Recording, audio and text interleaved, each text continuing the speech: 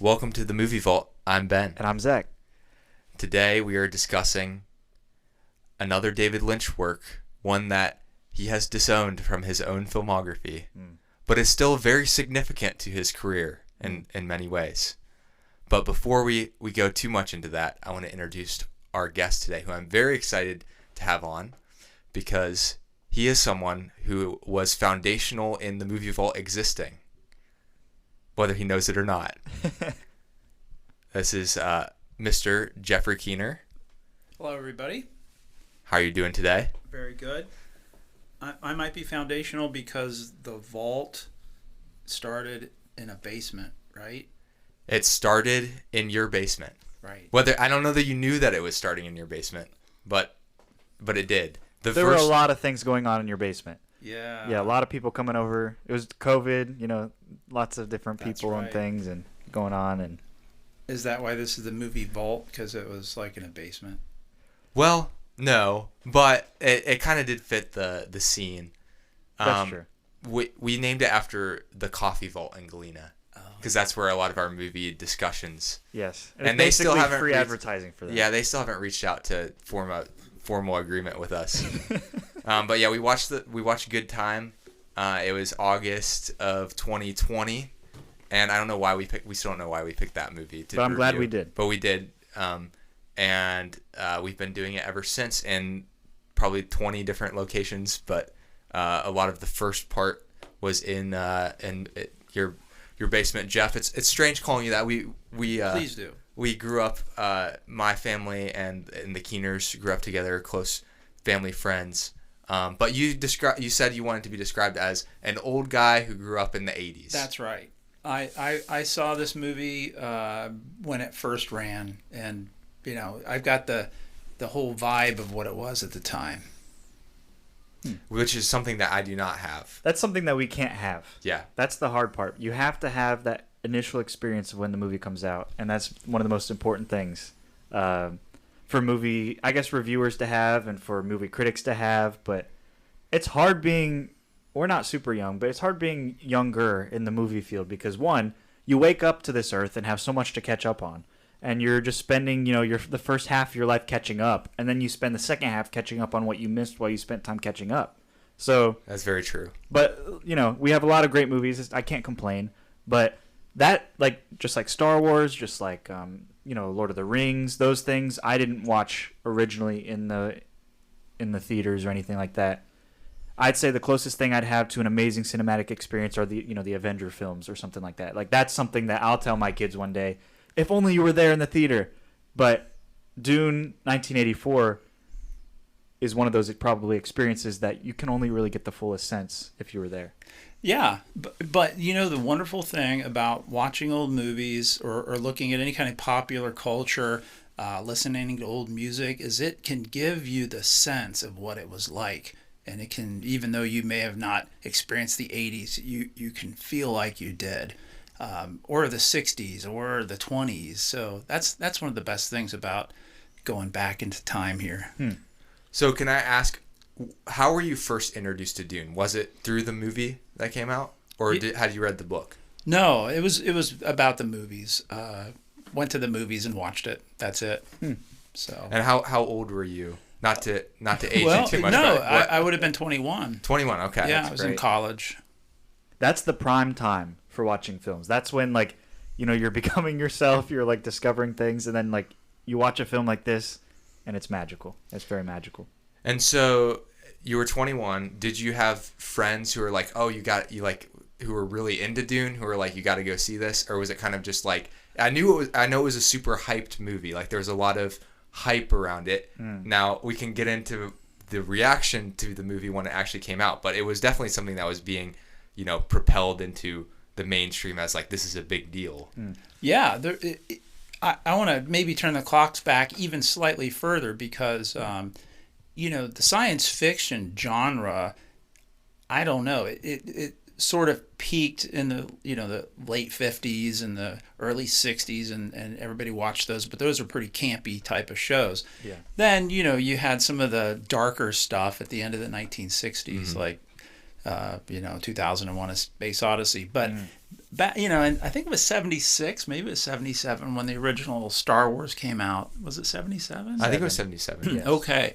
And it kind of rejuvenated science fiction again. So, we all watched that, and then that was obviously successful. And then Star Trek, the movie, came out, which, it was not the greatest, but they had to do something. Yeah, they had to get in on it. And then, Alien was a big hit around 1981. Ridley Scott, yep. Yeah, so the science fiction genre was really cranking up at that time. So whenever a new science fiction would come out, if you liked that, we'd all run out and watch it. And this movie was fairly contemporary with like Blade Runner. Yeah. And, I think this film is kind of a noir. How do you say it? Noir? Noir. It's dark. That's a French word. Yeah. It's a little dark, like Blade Runner is very dark. But yeah, Blade Runner is definitely a noir. Yeah. So it was just kind of a new take on science fiction. Yeah. What could you describe to us your experience of watching this movie for the first time? Boy, that's a good one. I don't know if I can go back and remember. I watched it on rerun a lot, so my memory's kind of foggy on the first experience with it. I do remember I didn't understand it very well. Yeah, and we'll definitely get into that because I think the issues Lynch had with the production or the producers, where he didn't get final cut and all of that, some of it came down to the fact that he wanted to do 2 movies and he only got to do 1, and they were really, they really had too much. We have the book with us. It's 600 pages. It's divided into 3 books. So there's a lot of stuff in here to try to get out onto a screen. But I think the people who were really curious and really were interested in sci-fi probably took the time to try to understand it.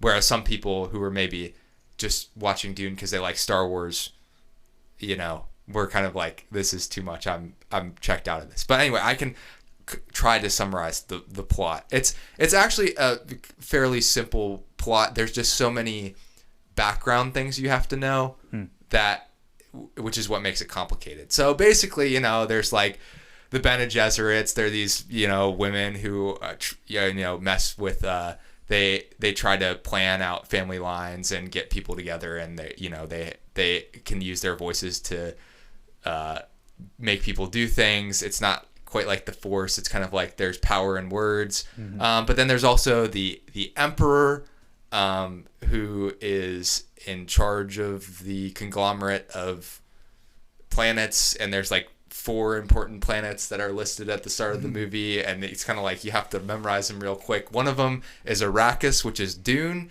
and you find out about the most important thing in all of Dune. Well, the second most important thing in all of Dune, which is the spice. So the spice is made from the most important thing in Dune, which is the sandworms. So the sandworms on Dune, they're these giant, huge creatures that go under the sand. They're very terrifying. So they are in this ecosystem where the sandworms are, exuding this thing that when it reacts with water turns into spice. And the spice is like this drug that you breathe in and it's powerful, but they can use it to break the space-time continuum and travel. So they have formed this guild. So that's another thing you have to know about. Like very, very simple plot, Zach. It's really easy to get. I don't know anything about it. The Space Guild controls like the travel in between. So they're kind of very prominent members, even if they're not the Emperor. But you still have to have the Space Guild, in your corner to be able to accomplish things, to get from place to place. And the Emperor has these. His name is Shaddam IV, and he has these houses under him, and one of them is the House of Atreides.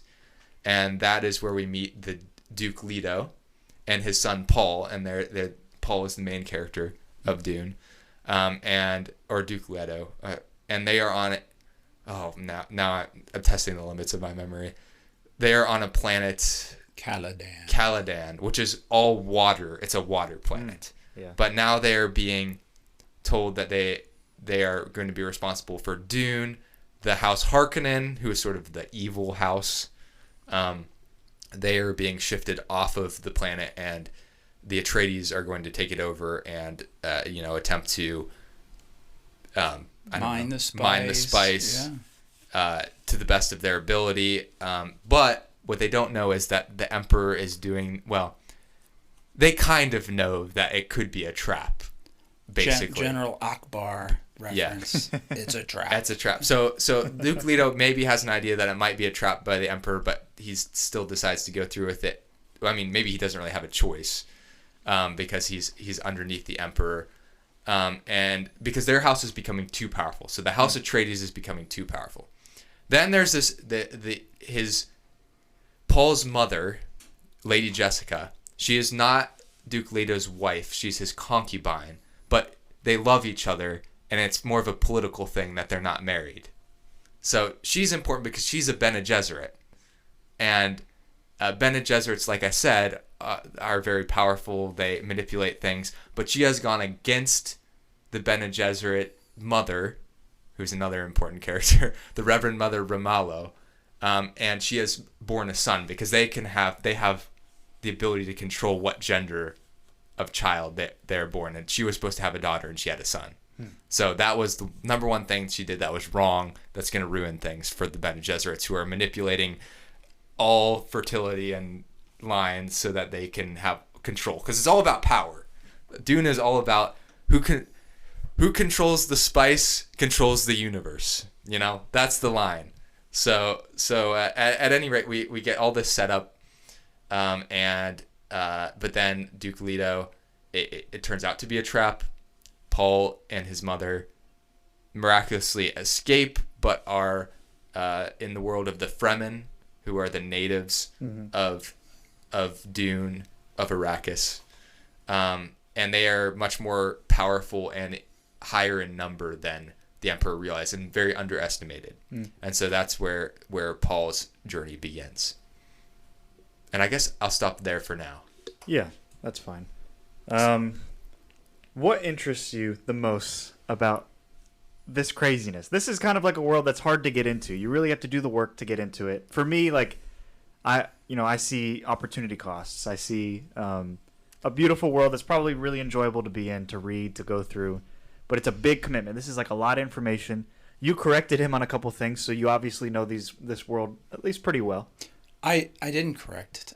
Not correct. No, you helped him out. Supplement. Yeah, I needed some. Sorry. I needed some help because it's so expansive. It is, and I give you guys. And I don't know if just Ben or you two, Zach, have been trying to delve into the books. Since I enjoyed the movie, I tried to read the book, but it's very immersive. You have to have the time and the inclination to go in deep. And it's like all the Trekkies, there's so much there, and there's so much in Star Wars, and you can get really, really, really deep into it. And I think that's probably what makes science fiction so engrossing to people. It just they can create these alternative realities, and you'll have to, like you said, there's a big cost involved. How many worlds can you immerse yourself in and still hold a job and move out of your basement, your mom and dad's basement, So I started to read it and I thought, boy, this is too much for me. And so I put it down. I will say it's definitely worth it. It is a very slow read. If you watch, so I said I wouldn't bring up the new movie too much, but it's paced much more like the new movies are. So the Dune 1984 is a kind of, which I'll try to focus on a little bit more, not pull less from the book, but it's more of a speed run through Dune, because we're, it's very expositional, because like I was just having difficulty trying to explain everything in a concise way, because everything that you bring up, all of a sudden now you have to explain all this background on what those people, what that group of people does, what they're known for, and what planet they're from, and it becomes very difficult. But and like Zach was saying, you feel like you probably had a little bit of a hard time understanding what happened. I texted Ben really early this morning. I was like, I just finished the movie. I'm going to need you as a crutch because I don't fully understand everything that's going on. So you had mentioned that the first time you watched it, you had difficult time understanding it. Do you feel like with rewatches, Well, you were that's- able to get more Yeah. out of it. So I mean, reading the books is a two-edged sword. If you read the books, you know the real deal, right? You know how it was written, you know how the movie's supposed to play out, and then you're going to be maybe you might know everything that's going on, but you might get a little disappointed. You'd be like, well, that's not as good as the book, or they didn't, they had to cut through these scenes and all that. And that's the double-edged sword with every book that's turned into a movie, I Right. would say. Yeah. So I'm almost glad I haven't read the book because it allows me to enjoy the movie better. But the first time, like when you watched it, Zach, I was more enamored with the style and the story and all that. But I've enjoyed rewatching it. It's one of those movies that I think it becomes better and better and better the more you rewatch it. It's a super rewatchable movie, and then before you know it, you understand it. Right. Because I think it gives you enough that, I think a first viewing would be a lot to ask for somebody who has no background in Dune to just be able to pick up all of the stuff it's throwing at you. But if you rewatch and you pay close attention, I think it does explain a lot of, like, they did spend time explaining things, especially in the first half or 3/4 of the movie. True. But it's like drinking from a fire hose. Yeah. And we were talking about kind of like the movie culture at the time.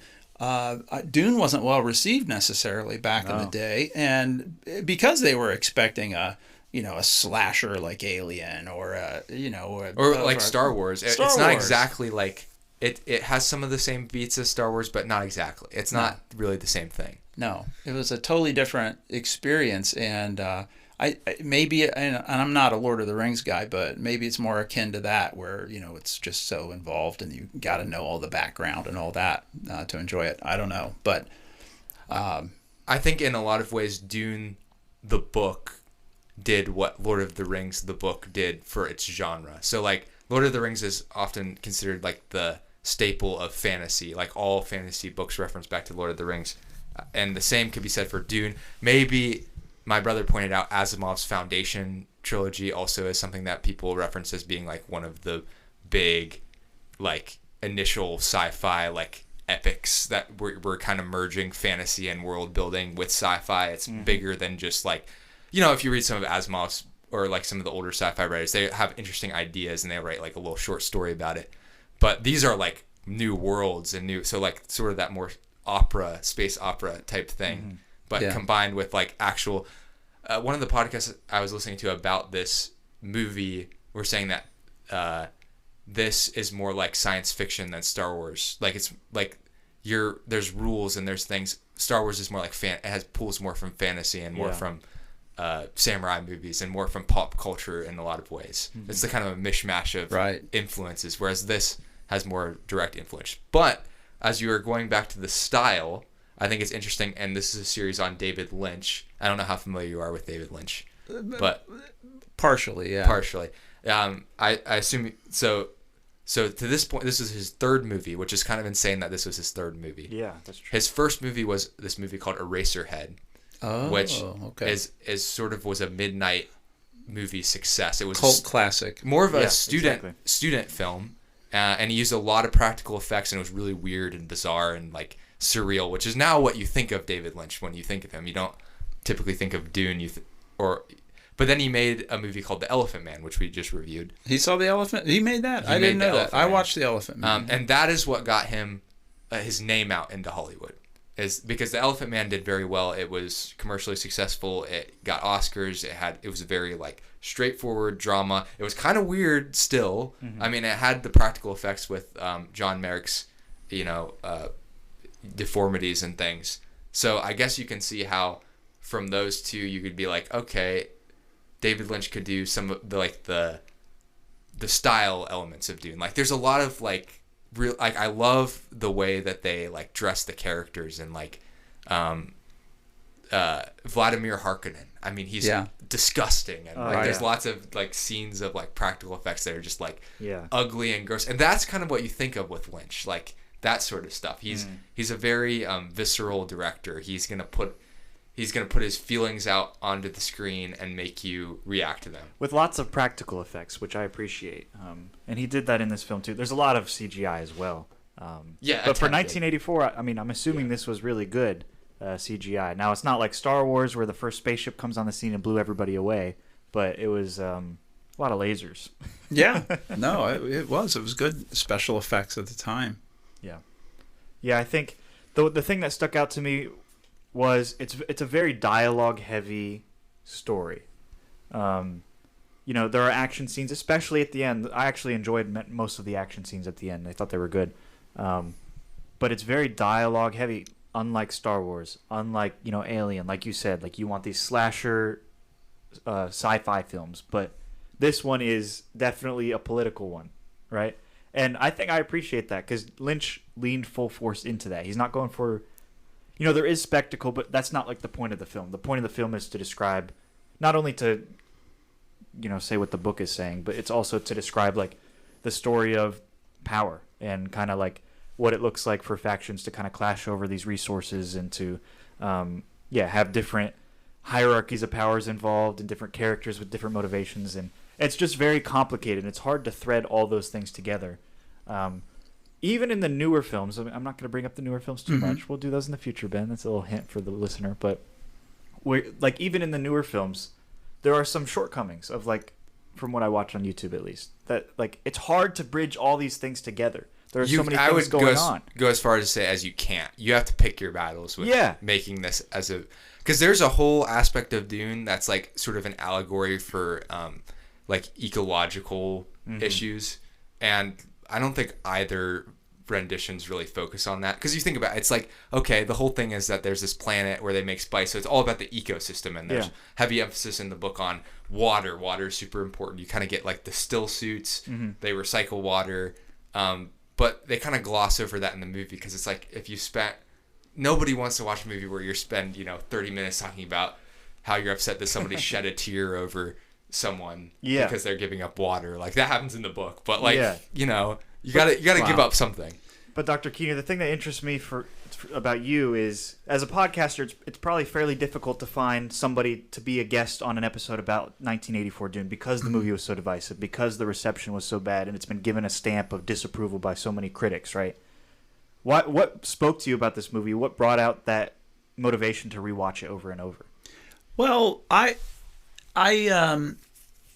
personally, and I think this is what happens over time, is that you kind of take a personal theme out of it, and the way I understand the book is not this way, and that the real Paul Atreides is a complicated character, but in this film, Paul Atreides is a hero, a hero, a messiah even. So I found that inspirational, and I found the his willingness to become something important and responsible. That kind of spoke to me as a young man, as I want to do that too in my life. Yeah. But that's the theme that I think that kind of still gets my heart beating on the movie. But the other things is just more the cultural backdrop of the time and how it represented it. The artwork in it, the music in it, the cast, people that it gets very nostalgic for me. Nostalgic. Can you say who did the soundtrack? And I know you had before the podcast you were excited. Yeah. Well, it was surprising because Toto, right? Toto and I know they were a very diverse group that could do all sorts of different genres of music, but that's not the same group that did Africa just 2 years later, right? It is. I love this soundtrack. Like that was one thing that really stood out for me. Like the refrains that they returned to, the very guitar driven. I mean, it's much different than the Dune soundtrack in the new movies, but it really makes it stand out as a unique piece of history and piece of art that they chose to go the more rock heavy. Like you just don't see that a lot. I don't know. It's not something that is a common, and I think it was Toto's only soundtrack they ever did. So could be, but it really worked, and Toto was probably at their peak, I think, without a doubt, right about then. So, but I didn't know that at the time. And Sting was in the movie. Oh, of course, yeah. lead singer of the Police. That's that was a big deal. He's a favorite of mine. Fade Rotha. He's I can't vouch for him, as a person or anything, but I just absolutely I love the guy. I love him. I love him as a performer. I love his music. Yeah, I just think he's awesome. So to see him cross over into a film, and I think do a great job of it. Yeah, he did. He was great. How many other movie? I don't know. There's probably other movies where music people come into it and do a good job. Madonna did something right around that time, but she stunk. And Desperately I was going to say Susan. Lynch is this wasn't the last time he did it. So David Bowie was in Twin Peaks Fire Walk with Me. Wow. Which is a David Lynch movie. Bowie could pull anything off. Yeah. Bowie. He's already theatrical. Now, again, it was similar. It was that he wasn't in a lot of scenes. And that's the funny thing is Sting, he makes such an impression, but he's really not in too much of the movie, which is true of a lot of the cast, actually, other than, maybe Paul. There's a lot of people in this movie, and it's such an interesting, diverse group of actors, and there's a lot of British theater and European actors, and then Patrick Stewart's in this. Who was Patrick Stewart at that point? Nobody that I ever heard of. Probably gave him a huge opportunity, and that he would eventually take advantage of being in Star Trek. Yeah, and it's just so fun as a Star Trek Next Generation fan to go back and see him there because he's such a beloved character. Yeah, I remember seeing him in the movie and being like, wait, is that guy looks so familiar. He looks like he belongs in sci-fi movies. But that's because you're used to seeing him. Definitely felt at home. Yeah, it was cool because David Lynch is always in his own films as well. So the director played just a side character, just over the intercom system. Well, you see, I have to be in the movie because know that. It is what it is. Ben does the best David Lynch impression. That's kind of what he sounds like. He's very over the top and he speaks in riddles. It's funny because I was looking away from the screen for a couple seconds, and then I heard the voice, and I immediately shot back to the screen. I'm like, there he is. Yeah, and so Kyle MacLachlan. Yeah. Are you familiar with him? Yes. I think his biggest famous roles were in Twin Peaks later in the 80s, but again, he was kind of I think he was he was an relative unknown at that point. He had not been in any movies. Yeah. And the interesting thing was the front runner for this. I always love talking about the casting. It's always the mystique of how did they decide the parallel universes and what happened. What are the rumors? So apparently, some of the other people who were in contention to be Paul were Tom Cruise, Kevin Costner, Kenneth Branagh, and Val Kilmer. Wow. So. Who just recently died. I guess he just died today or yesterday. Yeah, that's so R.I.P. Val Kilmer. And apparently Val Kilmer was the front runner. No kidding. For this. And I think this was Tom Cruise pre-Risky Business. Yeah, maybe. It was. So he was probably super young. Kind of an unknown still. Right, he would have been I don't know about Costner and Kenneth Branagh. You know what's so funny though is Tom Cruise still has a movie coming out this year that's him jumping off cliffs doing his own stunts. And he would have worked as Paul because you could mold Tom Cruise into a Paul-like character, but I do like that he went with MacLachlan. I think MacLachlan was too tall. MacLachlan, and he kind of somebody had too tall for the role. Somebody had pointed out that because Paul's supposed to be 15. Yeah. So he does look a little bit old. And Timothée Chalamet is perpetually 15, so it works in the new film. Yeah. But, they weren't going to cast a 15-year-old for this part though. So they were going to age him up a little bit. That's fine. But I think so MacLachlan would become sort of one of Lynch's muses after this. So because MacLachlan was in Blue Velvet, and then he was in Twin Peaks, which is which essentially was, like you said, his main role. He was Dale Cooper, and Blank Check. I was listening to their podcast, and they had mentioned the thing about MacLachlan is he's kind of Lynch created him as the younger version of himself was their theory, which I think is really interesting. So Dale Cooper is essentially David Lynch, but he was too old to play Dale Cooper, so he had MacLachlan.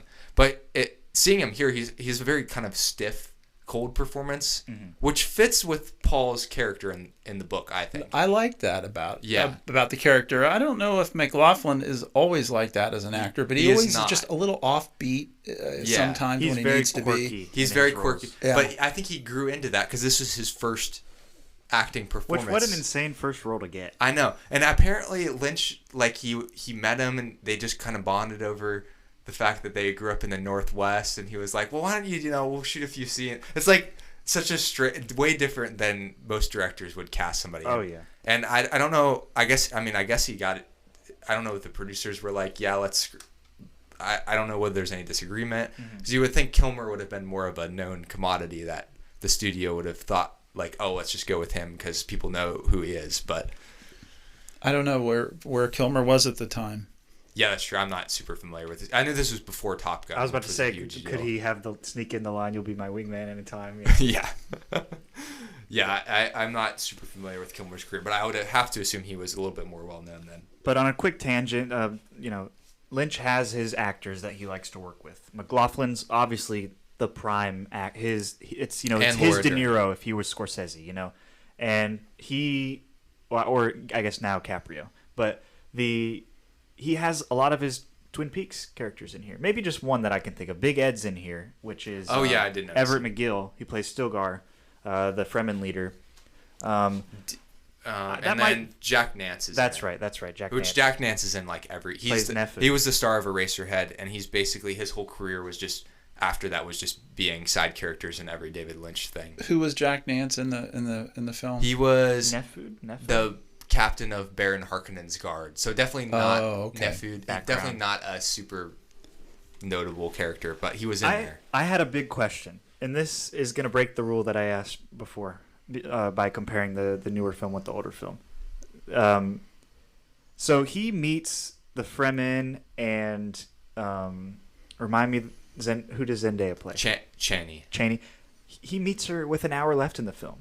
Yeah. So how does that work with pacing? How does that work with comparing to the book? So that's where a lot of people are going to have issues with the movie. Okay. The pacing is horrible. Really? But it's not completely Lynch's fault that the pacing is bad. Okay. I think he did need 2 movies. That's my, because they basically try to fit the whole entire, what Denis Villeneuve does in Dune Part 2, they do in the last 45 minutes of I was about to say, because at the end of Dune 1 is when they meet. Yeah. For Villeneuve's. Yeah. And then for Part 2, it's like their relationship, and you couldn't really... They're kissing after they meet each other. Because there's 15 minutes later. That's the one thing. There's a little montage at the end that's kind of funny looking back, because it's like, oh yeah, and then Channing meet, and then 2 years pass, and then and then they because they have to kind of skip ahead to the final showdown.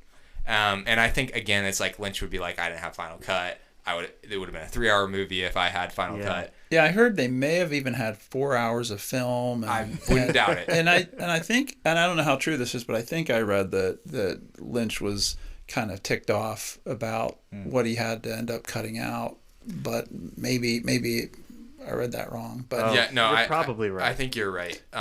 And I wouldn't necessarily hold it against the movie because of the pacing. You just have to go in knowing it's going to be a little unique in the way that it's sort of like goes really slow and then it goes really fast, and then there's the ending, which is the showdown, which is cool.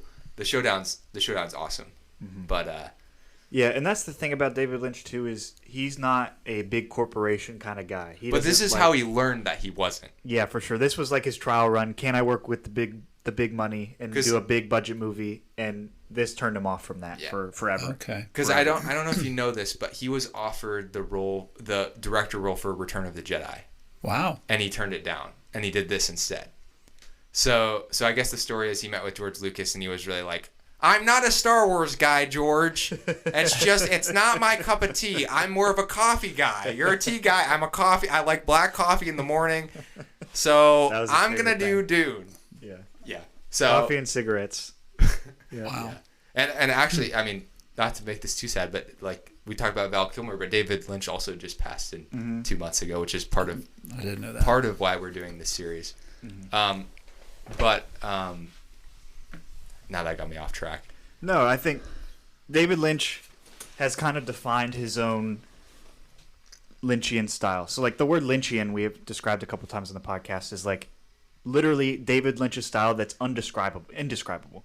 Like you can't define his surrealist mind in these films because it's not like a consistent thing. It's not. They're not. His movies aren't become less and less plot driven and more feeling driven. So they're like movies that are showing you scenes and characters, and sometimes the characters are like intertwined with like you'll be like jump from a character, but they're somehow tied to another character through some sort of surreal. The logic goes out the window. It's more like a dream. It's the most like a dream of any director that I've watched. I mean, not that he's like the only surrealist. Fellini was a surrealist, and De Laurentiis, who produced this movie, worked with Fellini, but it's in his own sort of genre. But this is before Eraserhead kind of is similar to a lot of those things, but the other two movies really were not. Yeah. Well, the word surrealist sounds very accurate, and I'm not necessarily happy that I saw Blue Velvet, and we're going to review that next. So I'm not so sure because you can't unsee that movie, and Lynch practically, I mean, he seems, and I don't study this, but he seems to be able to take it to the line of disturbing almost. Yes. And then he crossed it in Blue Velvet. Yes, we talked about this on our Wild at Heart episode. That's the Roger Ebert take on that movie as well. It's almost abusive to watch it. You abuse yourself in watching it. Yeah, but it's that's the same thing with Wild at Heart. We talked about like the ends don't always justify the means, right? He gets his point across because he does not shy away from violence, which is the more you learn about him, the more it's like really interesting. And I guess kind of what you learn about Lynch, and you don't really learn about it in this movie so much because this is him learning that he doesn't want to be in the studio system or the traditional studio system, basically.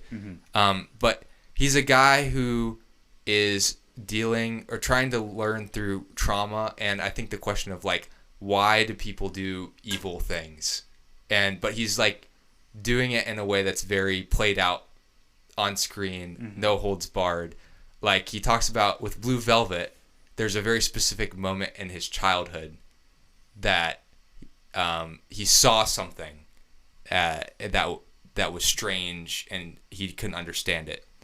And that thought was the driving premise for making Blue Velvet. And there's a couple other things too. But apparently the people who were involved in the movie said that it went very well. They were comfortable with working with him because like Roger Ebert also had kind of the same feelings that you had, which I'm not saying are necessarily the wrong take on Blue Velvet or any of the other Lynch movies that would come after that, because he definitely had more movies in that vein. But it seems like, I mean, he married Isabella Rossellini. I don't know what that means, but it seems like everyone was comfortable, because Ebert was basically saying like, in order to be participating in Blue Velvet, you would basically have to be like abusing your actors and characters. Yeah. So I don't know. We'll have more discussions on the morale, but he definitely, I mean, he marches to the beat of his own drum. Yeah. So. And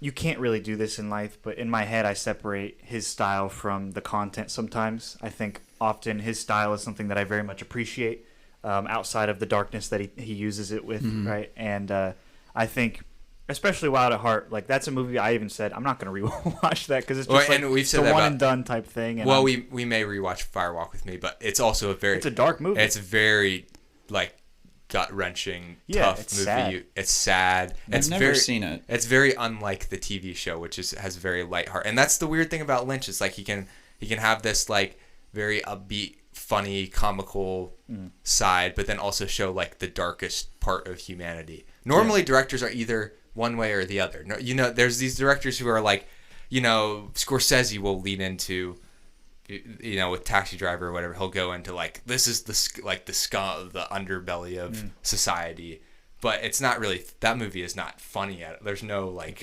real, happiness to it. But some of Lynch's movies is weird because there's both. It's just strange.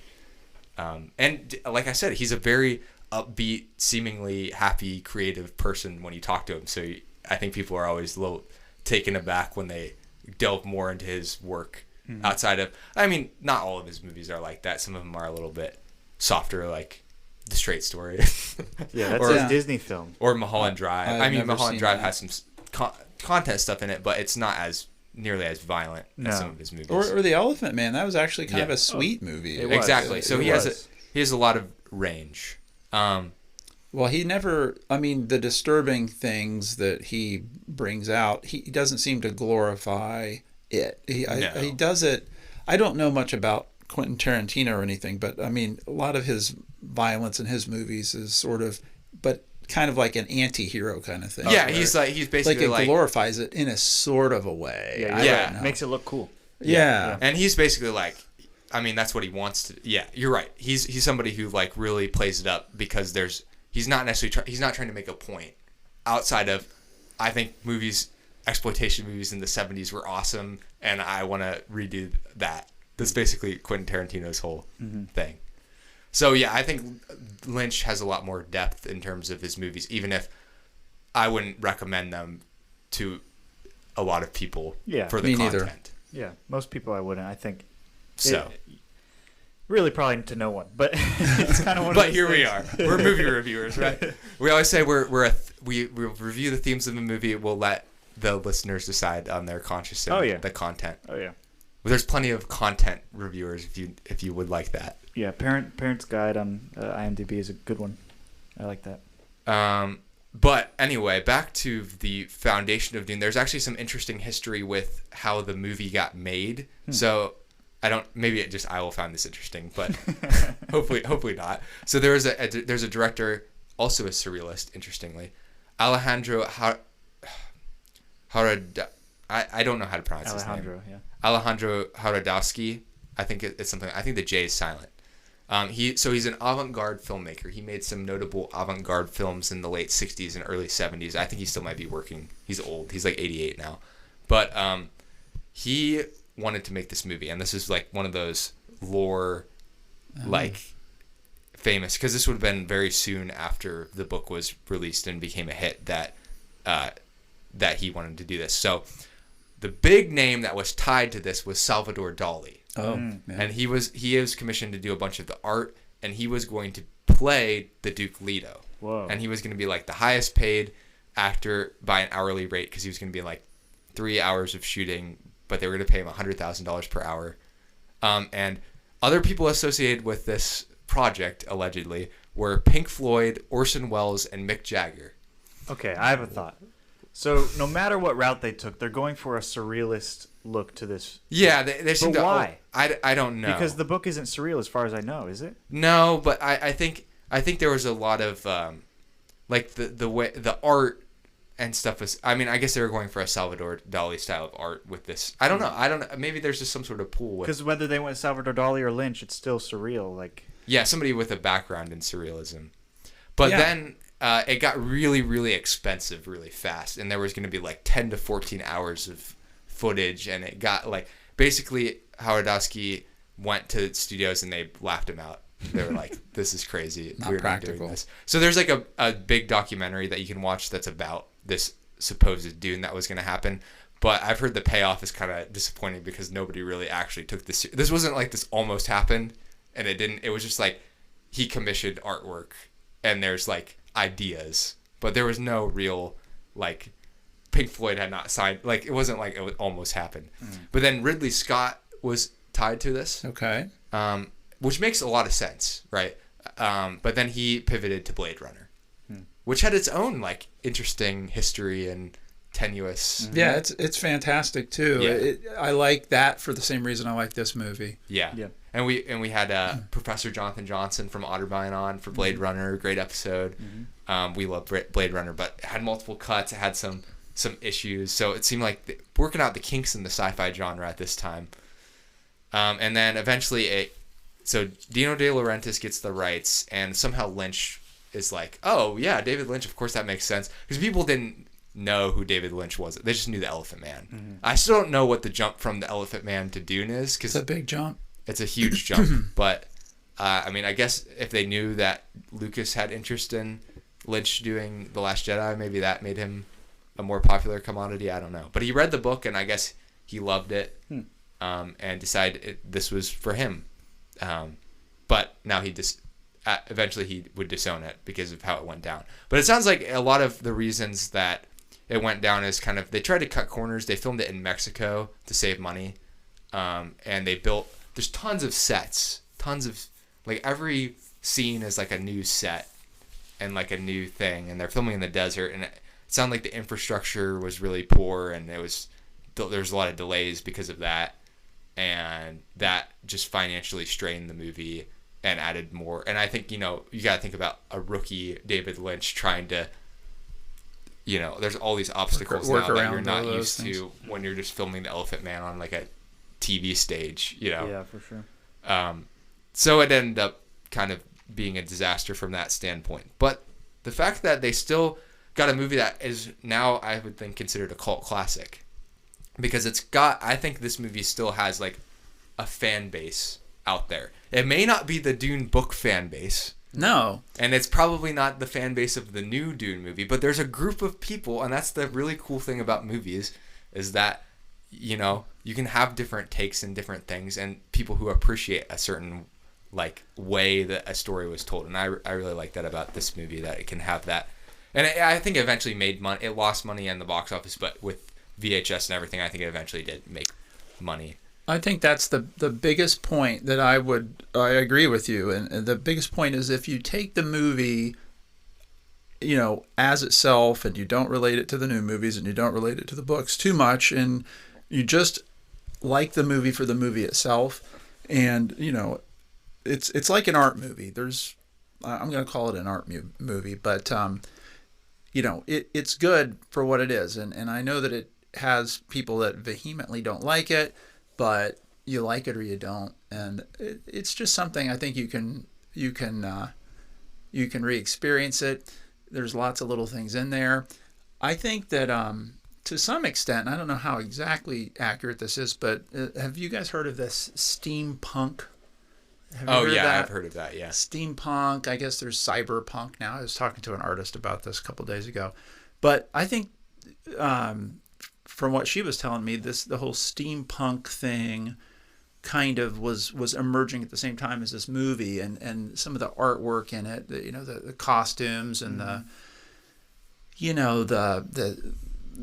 it's supposed to be set so far into the future, but a lot of the things that the artwork is really kind of retro, and they're that's very true. They're juxtaposing kind of like when the Spacing Guild comes out into the Emperor's audience. It looks like he's in some big train or something, and with the steam blowing out, and like the I don't remember what the movie called it, like the fighter that Paul. Are they Thopters? Are you talking about helicopter? Ornithopter? No, I mean the thing that Paul trains on, that has little things that stick out and blades, and I know what you're talking about. It was like a trainer. It was in the beginning of the movie where he had to. But it's really kind of archaic in its appearance in a way, and some of the, like the costumes and all that. So it's really, very costume drama-esque. Yeah, it is. Like, which fits with a lot of the people they cast.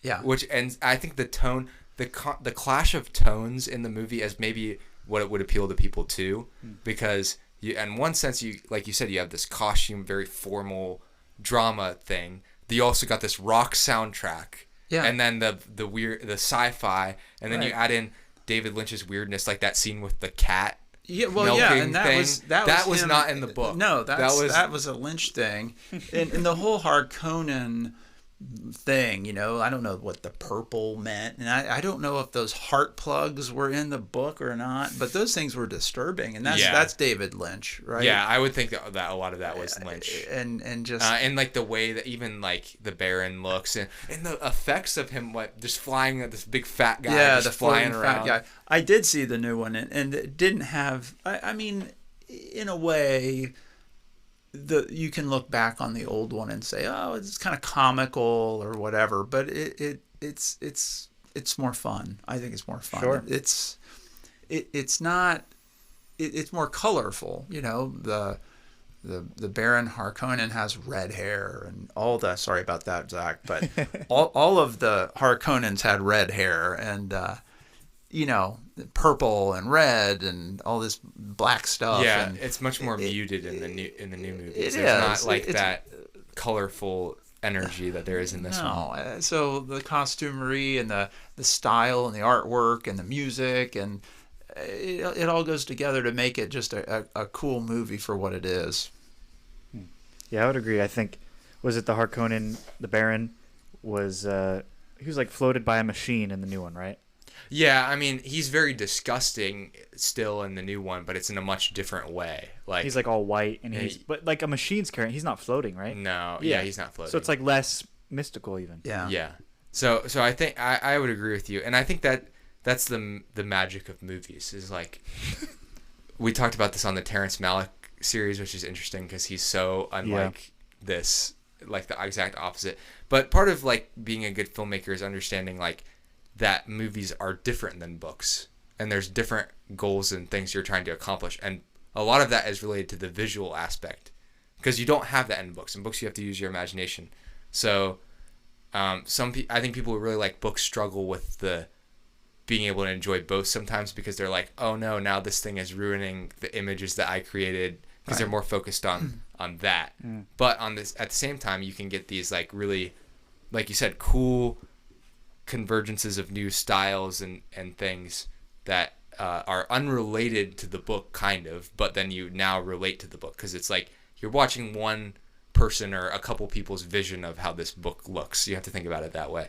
Like not let it, like you can still have your own vision for what the book looks like and what the characters look like, but this is, you're getting a glimpse into someone's perspective on something. And it's set in the context of the time it was made, which very true. Which I think makes old movies so enjoyable.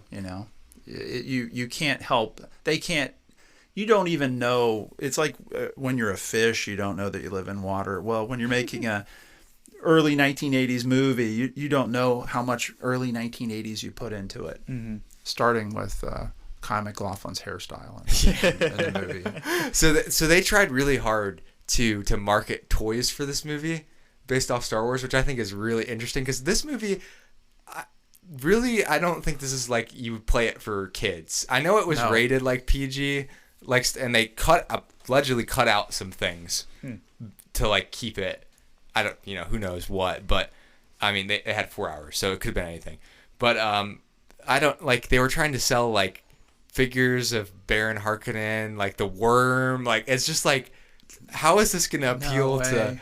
I mean, maybe they did okay with it, and I know that was like the big thing because Star Wars was so successful with all the action figures and toys and things. And the diehard Dune nerds are spending thousands on those toys right now, though. Yeah, on eBay, there's just like to get the rare, whatever product that they made with Dune. They didn't try to do that with this new movie, which is probably the right move. Yeah. So how? I guess. With some maybe closing thoughts about the film, do you have any negative things about the film that you would like to touch upon? Negative? No, I don't know if this is a positive or it is a negative. Being a Christian, and I don't know in 1965, what Frank Herbert had in his head and all that. He obviously, there are political themes in it, and most of the political themes obviously are sort of based on, the Middle Ages and this house and that house and a baron and, the House Atreides, they looked like British guys and all that. But there was also a religious aspect as opposed to the political aspect. The Fremen storyline, which gets kind of brushed over, is very much about religious zealotry. Like Paul's rise is one that he is a religious figure to these people. Yeah. And it's a huge aspect of the book. So there's definitely... the super being, the Kwisatz Haderach or whatever. He's the Lisan Agaib. He's the Ma'adib. He's Usul.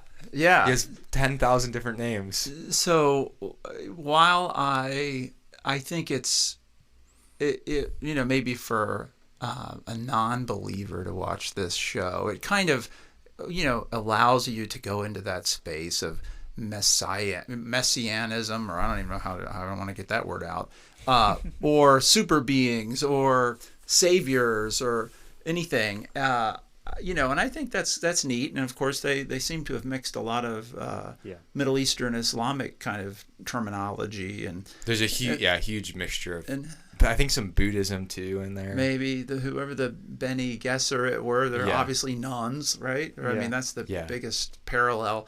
So, to any extent that it I don't know, steps on the toes of Jesus, the real Messiah. I guess that kind of makes me feel a teensy weensy bit guilty about the show, but also though to the extent that again it kind of opens your mind to those possibilities if you're not into the real Messiah. I think that's maybe helpful that way. Maybe it's positive that way. But here's my thoughts on that. If you're basing off of just this movie, I think you could see Paul as more of a messianic figure in a positive way, because it does have like the more happy ending where you have the clear, these are the bad guys, these are the good guys, this guy's saving the good guys, and he sacrifices things in order to do that, and there's more of a direct correlation. Now the books, I don't feel bad. I don't know that I'm spoiling anything. So if you want, maybe just skip through this part if you want to read the books and I'm determine gonna close things my for ears yourself. real quick. But the book is a lot about how people can manipulate religion, religious zealotry to gain power, and then Paul turns into this messianic figure, but not necessarily because he thinks.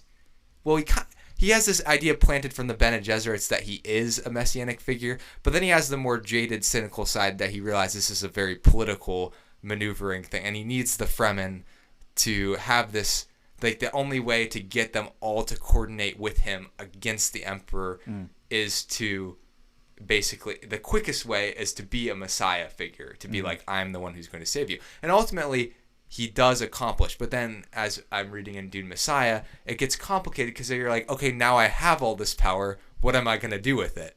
And they literally called the followers of the Muad'Dib like his jihad in the second book, and it gets, I mean, I'm getting like over halfway through, and there's some like real eye opening. So it definitely turns into a cautionary tale more than a you should follow this tale, which I think again is not necessarily a negative thing, because we believe in the true Messiah. So to have a representation of someone who's like, he's decidedly not like Jesus. Like Jesus sacrificed himself. He did not. He was not. And people wanted him to be this. They wanted him. I mean, that's the interesting thing. Like this is kind of the people who the Jews wanted Jesus to be, right? They wanted him to overthrow their oppressors. In the moment through physical force, like and death and destruction.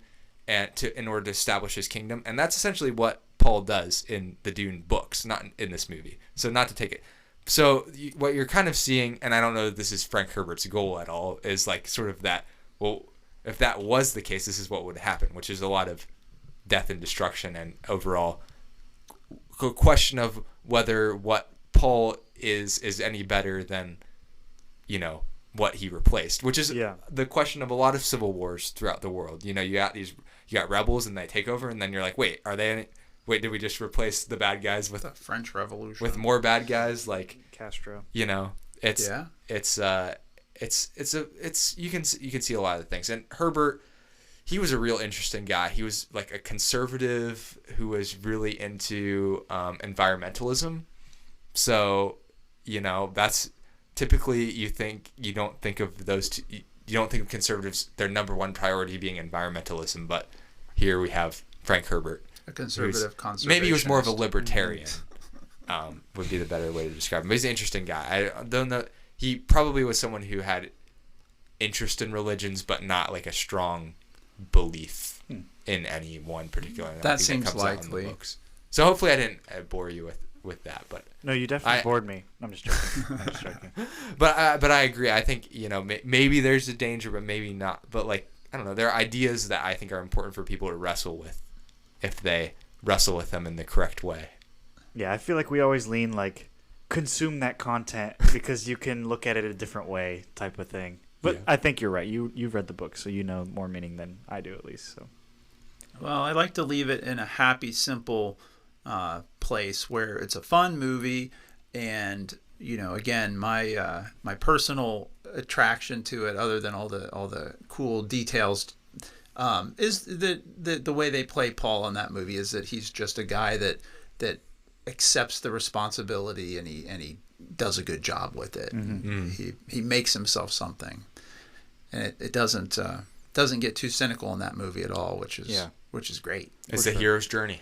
it is. That's what we say Yeah. is like the most important thing that in movies. Like it's what draws people to movies. Yeah.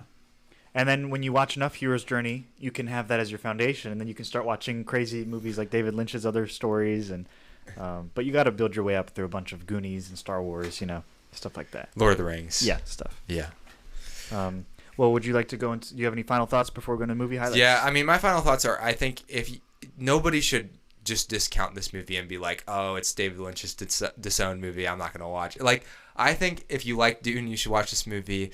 If you like sci-fi from this era, you should watch this movie. There's not many reasons you shouldn't watch this movie. It may not be your favorite, but I mean, I think I like to look at things in the most positive light I That's can. Ben. He's so positive. And the most That's Ben. optimistic, and I think That's good. I think this movie, the first time I attempted to watch it, I did get a little bored at the beginning, but when I watched it this time, I really did enjoy watching it a lot. I'm sure the book helped with that. Yeah, it did, and it does. It doesn't. If you really want to get into something, Dune is fun to get in. Like, I'm not the most get into one particular world type of person. I like to jump around to lots of different things, but Dune is something that really pulled me in, surprisingly. So, because there's just a lot, like I said, with my ramblings about the philosophy and there's so many different things that are addressed in Dune that are interesting to discuss that you can never get tired. Yeah. Well, I'll start with mine. I only watched one film, Misery. Have you heard of that? With Stephen King? Yes. Based on a Stephen King book? Yeah. Kathy Bates does amazing in this. James Caan's in it. I think I gave it 4 stars. It's a Robert Reiner movie. But, yeah, intense film. Have you ever heard or seen of it, Dr. Kiener? I did see it. Yeah. And it was Kathy Bates was the star of the show. I didn't remember that James Caan was in it. I didn't know about Rob Reiner. Mm-hmm. It was definitely a horror type of show. It's what year was intense. that? 1990. 90. Yeah. I was on the edge of my seat from the beginning to the end. It's just a 2-character movie, basically. The old man from The Straight Story's in it, so another David Lynch connection. Just kind of like psychological thriller type of thing. Best word to use for that, I think. Yeah. I had only seen Kathy Bates in The Office, in seasons 7, 8, and 9 of The Office, but she kills it. Who is she? She plays Jo, the CEO of Sabre. That's what I thought. Okay. Yeah. Okay. And she does her in this younger role as a nurse, Ben. So this is the evil side of nursing. Uh-oh. They always say doctors are bad, but here there are some bad nurses out there too. I just have to say, we always have Not to, debating you. Yeah. Debating you. I'm just saying. The Good Nurse. Have you seen that movie? I have not. Okay, you should watch that movie. I know they're promoting this Dr. Death guy and all this negative. But there's room for nurses too. Yes, in that space. Listen, I'm just joking. I'm just joking. There are probably worse doctors than nurses. But, Well, I don't know. well, you can. There's bad people everywhere. Yeah, sure. That's the cop-out answer. But you're right. You're definitely right. So that's the only film I saw. Obviously, Elephant Man and Dune. So I've been doing a lot of homework for videos. So the 2 movies I watched were both related to videos that I'm going to be making on our Last Resort Network YouTube channel, which is a burgeoning area of content where we discuss all things movies and more. And the and more gives us a lot of freedom. But anyway, I watched the Limbic region. So I have Sounds stupid.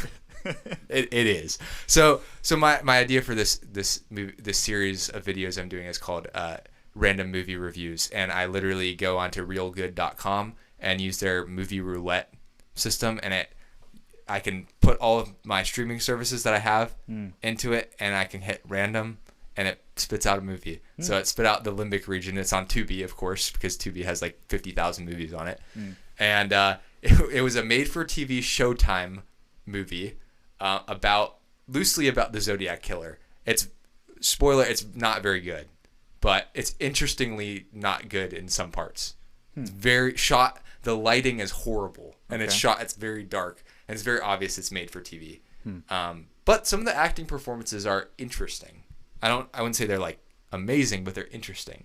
So I'll have a fun time making that video. Yeah, I'm excited to watch it. And then I am working in the beginning stages of a research video about Willem Dafoe. So I've been going through a bunch of his movies, and the one that I watched that was like the fourth movie he was in his career is To Live and Die in L.A., which is a William Friedkin movie released in 1985. He plays the villain, which is kind of a big staple of Willem Dafoe. He really comes into his own in this performance. I mean, you see the groundwork of Willem Dafoe in his first three performances, but this one is like, he really gets to go ham. This movie is insane. Yeah. I mean, it's about bad cops, bad guys, and they're all fighting, and it gets crazy at the end of the movie. It's a pretty good movie. But I mean, I gave it 3.5 stars. I mean, it's not the best movie I've ever seen, but it's pretty good. That's pretty good. So, had a fun time with it. Nice. I don't know if you guys take recommendations or suggestions. Oh, we do. Another film, I think maybe a year later or so, was The Year of Living Dangerously with Mel Gibson and Sigourney Weaver. Maybe it was before she did Ghostbusters and probably even maybe before she did Alien. So maybe it was 1980. Maybe it was. Looks like it was 82. 82. That's another movie that has such scenery and such a vibe to it. And there's a crossover here. Linda Hunt, who was Shout Out Mapes, the little teeny weeny lady. She was very popular for, I don't know why she was so popular.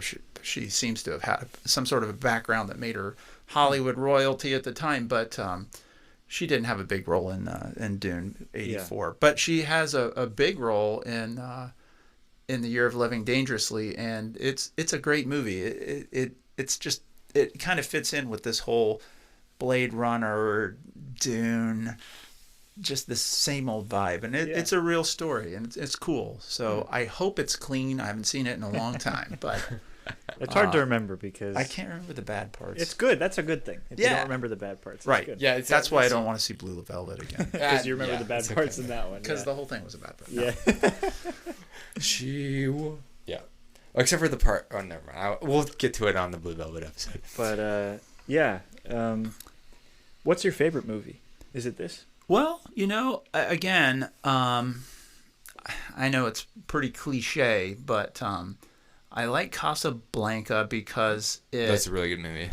I'm always maybe a little disappointed when it comes to what's in a movie. It might not be good enough. It might not be deep enough. But I like movies that are, I'm going to call them art films for lack of a better term. I love Apocalypse Now. Yes, we love Apocalypse Now. Does it make any sense? I don't know. But it takes you somewhere. And any kind of a movie that just kind of suspends your sense of where you're at and it takes you into a movie. So the message doesn't mean so much. The story doesn't have to mean so much. And again, another cliche, but 2001: A Space Odyssey is very cliche, very cliche. I mean, a lot of times the best movies that are considered the best movies are actually the best, like, definitely among the best movies. Like, I think 2001: A Space Odyssey is an amazing movie as well. Yeah, just movies that and I really did like Alien too. Not the spin-offs were awful, and I didn't like. You were an Alien 2 or 3 or whatever it was. No, it was terrible. They took the best aspects of it and ruined it. But Alien 3, the first David Fincher movie, he also disowned it. Yeah, I mean, they just commercialize it, but there are any movie that has heavy artistic content, and I think Casablanca has that. And also very historically notable in the time that it was made. I rewatched it in a film class I took in college that was like a history film class, and the fact that it was actually like about something that was happening that was important in the world, and it was like influencing that thing was really like something I didn't realize the first time I watched it, and it was really interesting. Yeah. But it still has a lot of the movie, like, you know, the really memorable lines and performances and characters and the atmosphere. So yeah, Casablanca is amazing. Yeah. Well, with that, I've only watched one film. I kind of feel a little embarrassed that I've only watched one film in the last week. Well, I guess you've only watched two. I watched two. I worked a lot last week. But I also think that it's a busier time in life, and that's just what it is.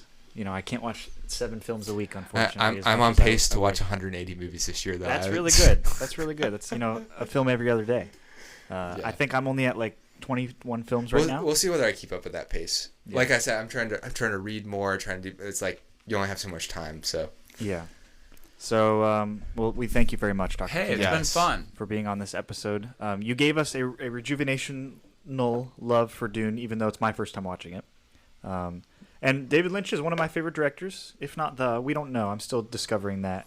And I think I like his style, like his random surrealist framework that he uses in all of his projects, his good ones and bad ones.